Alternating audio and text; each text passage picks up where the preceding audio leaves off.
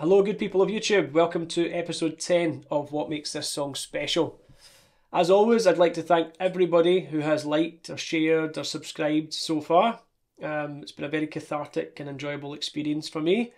For anybody who hasn't watched an episode before, what I do is I talk about a time in my life that a song takes me back to. So we pick a song every week. What does that song mean to me? Why is it special to me? What does it remind me of? What part of my life does it remind me of? So we do that. We talk a wee bit about the singer. I do a wee vocal coach reacts to the singer's techniques and talk a wee bit about that, not too much. And then I do a part 2 video, a follow-up, where I do a copy or cover version of the song in question. So this week's song is going to be Elton John, Someone Saved My Life Tonight. And I'll go into why it's such an amazing song as we go along. But the story starts, I go back to the first time I heard the song, and the story starts in 1998. I would have been about 5th year at high school, so about 16 years old, something like that. And at lunchtime that day, I'd been at my friend Gordon Hall's house. Gordon's mum and dad had a house just at the back of the school, so quite often if it was a rainy day, we would head to his for lunch and play computer games, listen to music, talk rubbish, crank call folk, just general sort of teenage mischief. And so we'd go to Gordon's, and there was this day, I think it was just me and Gordon this day in question, but he'd gone through to make something to eat in the kitchen. And as always, when I went to anybody's house, I would rake through their parents' CD player or CD collection, CD or vinyl collection, tape collection. And I used to always look for albums that I maybe didn't have from artists that I liked, or maybe look for, in this case, an artist that I didn't really know that much about and find something new. So I was flicking through the records and I found an Elton John CD. I think it was like a best of greatest hits sort of thing. And of course I knew who Elton John was. Everybody knows who Elton John is. And I'd heard lots of great songs of Elton's before, things like Crocodile Rock and Your Song. And my mum was a huge Elton's fan when we were kids. She used to play Elton John a lot as well in the house. But I think I probably heard, and I'm a wee bit guilty of this with many artists, you hear the kind of pop hits and you've heard them so many times that you almost don't realise how amazing they are as songs structurally. You sort of you look past that and it's very easy to, I don't know, very easy to sort of ignore the genius of some songs because you've heard them a million times. And I think I did that with the Elton John songs. There was a lot of them kind of cheesy pop songs, some of them, and I don't know if I just dismissed them or dismissed that whole genre. It was maybe not rocky enough for me at that point. I wanted to listen to sort of more rocky stuff. I was consuming a lot of rock and heavy metal and things like that when I was that age probably. So I stuck on this Elton John best of while Gordon was in the kitchen, and mind blown, just mind blown, like completely blown away. I'm flicking through songs and song after song. I either knew them and had forgotten about them and then was realising how great they were, or I hadn't heard them and I was just instantly hooked on a piano introduction or just the piano parts. I think as well as that, I hadn't long started playing piano. I was playing guitar from I was maybe about 10 or 11. And it wasn't until I was about 15 that I got my first keyboard and decided that I really wanted to try playing keyboard, teach myself to play piano. So anytime I'd heard any piano players who could do great things that I could only dream of, I was immediately blown away. So Elton John, of course, being one of the greatest of all time, I was blown away. So mind blown. So Gordon comes back through and I'm flicking through these Elton John songs, and I said to him, I can't believe how good these songs are. You know, can I borrow a couple of these CDs? And he said, yeah, my dad won't mind at all. Just copy them and get them back to me at school tomorrow. So I didn't need a second offer. I was like, thanks mate, perfect. Took 2 or 3 CDs, stuck them inside my school bag, and went back to school that afternoon. And all afternoon I'm thinking about these songs and thinking about how excited I was about to get home and listen to these amazing arrangements and piano parts, and I'm thinking in my head, oh, maybe I could learn to play some of these songs. And at that time, probably not, because I wasn't nearly good enough to play any Elton John songs, but I could muster a few chords, and I was sort of dreaming about getting home and trying that. But after school, I'd actually planned to meet up with another friend called Scott Hanvey, who I think I mentioned in one of the previous episodes. I can't remember which one now, but I talked about us winning the talent contest and at school and having a band. So Scott and I'd been writing a few songs myself. I'd tried to co-write with a couple of friends who were musicians, and it hadn't really worked out with anybody. I hadn't really written a song with somebody that had really worked out. So Scott and I had planned to go back up to his house after school. Again, he lived not that far from the school either, on the other side, and we headed back to his house after school and listened to some songs, and then started to play. He played some chords on the piano. Again, he could play all of the Elton John stuff, and just an amazing piano player. And I was just looking on jealously and coming up with some melodies, and we were coming up with some ideas, what could we write a song about, and we ended up writing this song. It was great, because I think a lot of the time when you try and write with somebody, egos get in the way, especially with musicians. We're all very egotistical, so we always want to make it that it's, oh, that was my idea, and definitely want to put that in, and you don't want somebody to say, no, I don't really like that idea. And it's awkward if somebody comes up with an idea for a song you're working on and you don't like it. It's awkward to say to them, I don't like your idea. Can be really, yeah, you can fall out with people. And but Scott and I it just clicked. It clicked immediately. We were quite respectful of each other's ideas and not afraid to say if we didn't like something. So perfect recipe for a songwriting team. And we did write 2 or 3 other songs after this one. But this was our first shot at writing a song, and it became, I think, the first good song that I ever wrote or co-wrote. It was the first song that I kind of thought, well, this is something that I could pursue here. This is a great track, if I do say so myself. So yeah, he'd come up with some really nice chord progressions. I came up with some melodies. We both came up with some lyrics, and all of a sudden we had this song called "Forgive Me," and it was a kind of quite a dark song. Like, "Forgive Me," it was about somebody who'd lost somebody. I think the person was like terminally ill, and then the person had like euthanized that person so they didn't suffer, and then eventually get like, after all the demons of trying to, and the guilt from that, and eventually I think they get caught and they were going to be, jailed or charged, and then the person commits suicide. Very, dramatic, like 16-year-olds, you come up with these crazy ideas. It's quite a dark song for a 16-year-old to write, but that was the idea behind the song, and there was a whole kind of story narrative there, and yeah, I think it's the first good song we ever wrote. I actually ended up on a sort of B-sides album of mine called The Lost Soundtrack. I'll maybe leave a wee link, you can have a listen to the song if you want. It's just a piano and vocal.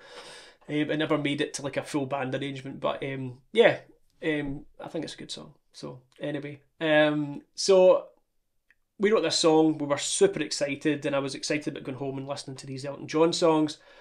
And I remember my mum came to pick me up when I got in the car before she drove off. So we're parked outside Scott Hanvey's house, and I was just telling her about this song I've just written, this great song, you need to hear it. Again, before the time of just pulling a phone out and recording a bit to let people hear, we didn't have that, so we had to sort of wait to let people hear the finished article eventually. So there I was, sitting in the car outside Scott Hanvey's house, Campsie Gardens in Clarkston, and I said to my mum, I've got something amazing that I think you're going to really like, because my mum loved Elton John, still loves Elton John, and he's always been a favourite in our family. But we moved around so much when we were younger, back and forward to Italy, and I think my mum kind of lost her record collection. I think it just went missing somewhere in many removals. So she probably hadn't heard a lot of the songs for years. Again, it wasn't like you just stuck on Apple Music and Spotify and stuff like you do now and had a listen to all your old favourites. It was different. So I said to her, like, I've got a surprise, you know, and I sort of put the CD in without her seeing, and all of a sudden, your song comes on, and then, you know, Candle in the Wind, Philadelphia Freedom, Goodbye Yellow Brick Road, Daniel. We could go on forever, right? So Greatest Hits comes on, and we're just like skipping through. My mum's just, like amazed and just so excited and going, I haven't heard this song in years. I love this song. It reminds me of, and she's telling me her wee remind me of stories like I'm doing for you guys. And I'm sitting sort of mesmerised by this like angry piano introduction that comes in. This is a song that I haven't heard before. And there's this really kind of angry, passionate, powerful piano part with this wandering bass line. And then all of a sudden, it's followed by like a soft, fragile vocal melody when the first verse comes in. And I'm like, instantly, right, we're keeping this one on. We've been sort of flicking through, and I'm like, no, we're listening to this. And we sat and listened to this song on repeat about 4 or 5 times, just sitting in the car outside his house, not driving home. Me and my mum just sitting listening to Someone Saved My Life Tonight, and I was just blown away. It was the excitement in me. I was like, I've found something and I'm inspired, and I'm going to write so many songs. I'm going to write so many songs from the inspiration that this has given me. He must have so many songs that I can listen to and be inspired to write songs, you know, not similar to copy him, but to be inspired by and learn from him. So all of a sudden I'm just falling in love with Elton John, just the greatest, probably the greatest singer-songwriter of all time, in my opinion. I know we can have some arguments in the comments if you want. If you want to, me and my brothers, I've had many arguments. My youngest brother on the channel, me and him used to argue Elton John versus Paul Simon, who I love Paul Simon as well, but he loves Paul Simon more. And I've had the Elton John versus Billy Joel argument with so many folk over the years. Again, I love Billy, and Billy will probably, definitely feature on this series of shows, but for another episode, obviously. But yeah, the song it blew my mind. It just absolutely stopped me in my tracks. And every time I hear that introduction, I just think about sitting in the car with my mum outside my mate Scott's house, listening to Someone Saved My Life Tonight over and over and over again. And we sat and we tried to work out what it was about, because it's got like a really interesting story.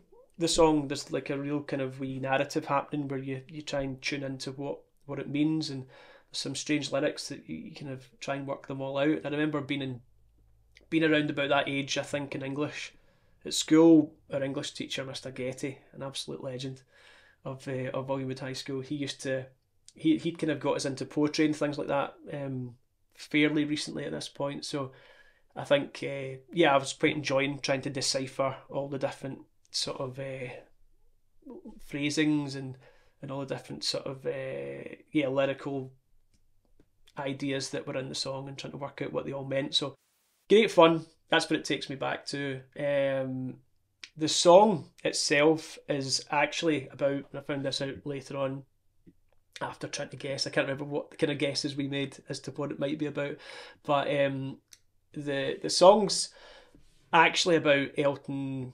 I think the story was he had a fiance at the time called Linda Woodrow, and they were sharing a flat with Bernie Taupin. Bernie Taupin there's a whole other story there, I'm sure you can Google it and find out. But Bernie Taupin was the guy who wrote the poems that became Elton John songs. So he wrote the lyrics, he wrote poems, and they would give them to Elton John, and Elton John would turn them into a song. And an amazing lyricist. Like, Bernie Taupin is such an amazing lyricist.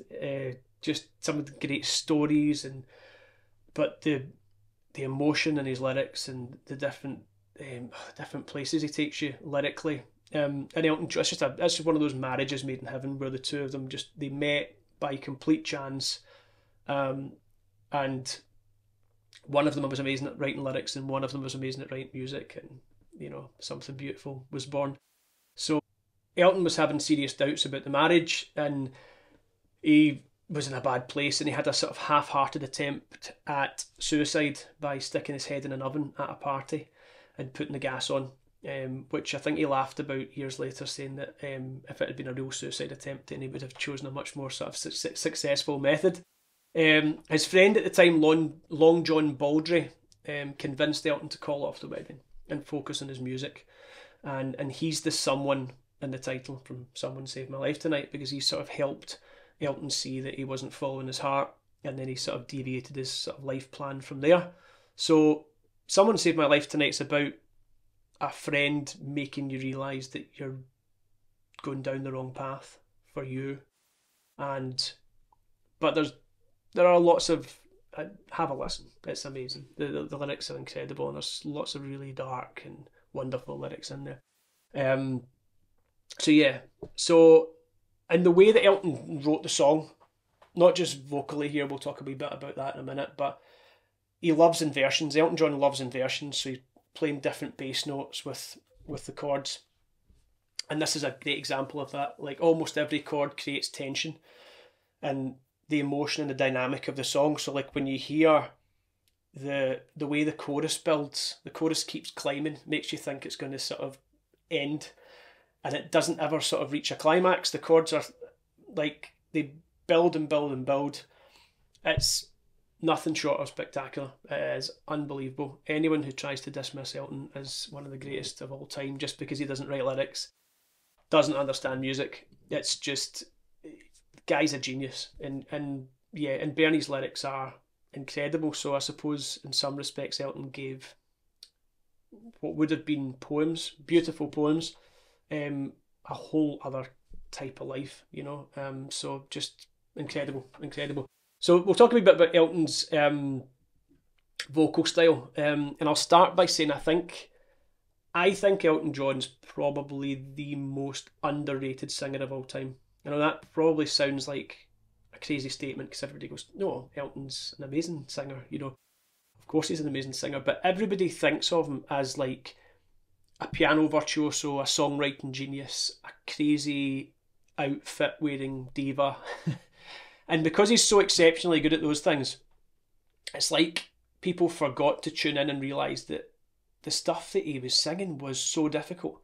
You know, it's only, I think many students of mine over the years have realised the genius in Elton's voice when they try and cover one of his songs. Sometimes I'll say, oh, why don't we do Tiny Dancer? Or why don't we do Rocket Man?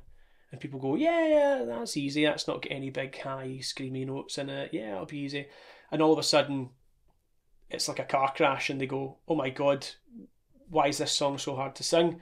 Elton is a really underrated singer. The incredible ease of his chest to head voice and back transitions is probably one of the most impressive attributes that he has. Sadly, he can't actually do that anymore. He had vocal surgery in the, I think, 90s. He got nodules. I think many years of God. I mean, if you look at the autobiography of Elton John, if you realise all the drug habits and late nights and alcoholism and extensive touring, and yeah, just ruined his voice, completely ruined his voice, and he had to get vocal surgery. And when he came out of it, although his voice was still amazing, and still is, he's still actually very, very good, even in his 70s. But he lost his ability to use his head voice. So something went wrong in the vocal surgery. Even though he used the best vocal surgeon in the world at the time, something didn't quite work when they tried to fix the nodules, which is a real shame. I mean, it's, yeah, tragic.